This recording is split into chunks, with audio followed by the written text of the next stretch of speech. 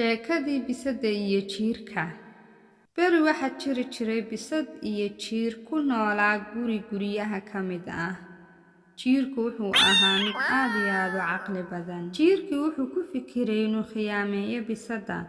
Maalin maalmaha ka mid ah wuxuu ka dalbaday bisadii nabadgelyo iyo inay soo afjaraan dagaalka ka dhexeeya labadooda. Bisadii waxay tiri, sidaynu ku heshiin karnaa inagoo ay naga dhaxaysa cadaawad soo jireena? Jiirkiina isagoo qoslaya wuxuu yidhi, cadowtinimadan dhexdeena taala waa mid ay dadku sababeen.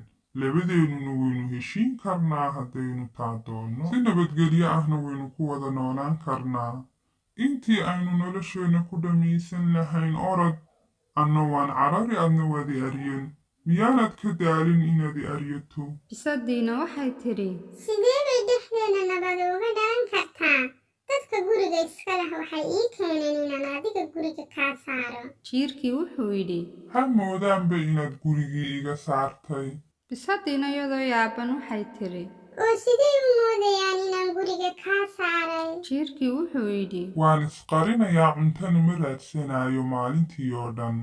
Markay reerku guriga iskala seexdaan habeenkii ayaan soo baxayaa. ballanna waxaan kaaga qaadayaa inaanan ka tegin wax raad ah oo laygu gartay inaan joogo. sidaana waxay ku moodayaan reerka guriga iska leh inaad iga guulaysatay gurigiina aad iga saartay. Bisadiina waxay tiri, waayahaye anigu maxaan samaynayaa marka adiga lagu waayo? aryadka aan ku aryanayo maaweelo ayuu ii ahaa. Jiirkii wuxuu yidhi, dhibaato ma laha. waqti fara badan ayaa kuu soo baxaya ood ku nasato. waad ku daashay noloshaada oo dhan sidaad u haryanaysay jiirka. naftaada ayaad waqti u helaysaa. bannaankana waad soo wareegaysaa.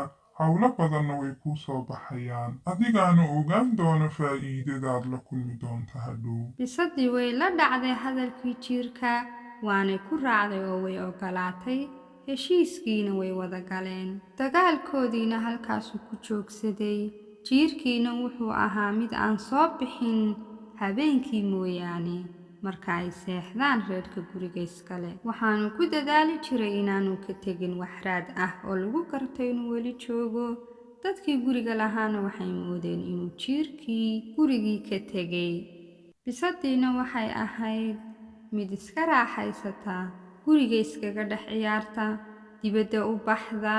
habeenkiina waxay soo laabataa wakhti dambe. marka ay seexatana ilaa maalinta kale barhkeeda way iska hurdaa. markii ay reerkii guriga lahaa ogaadeen inaan bisada hadda loo baahnayn, jiirkiina ay dhammaysay waa sidii ay iyagu u malaynayeen. bisadii way aryeen. bisadii miskiinta ahayd jiirku wuu khiyaameeyey, waanu ku guulaystay. gurigiina uu ka saaray nabadgelyo isagoo ku noolaa, isna qarin jiray xilli walba.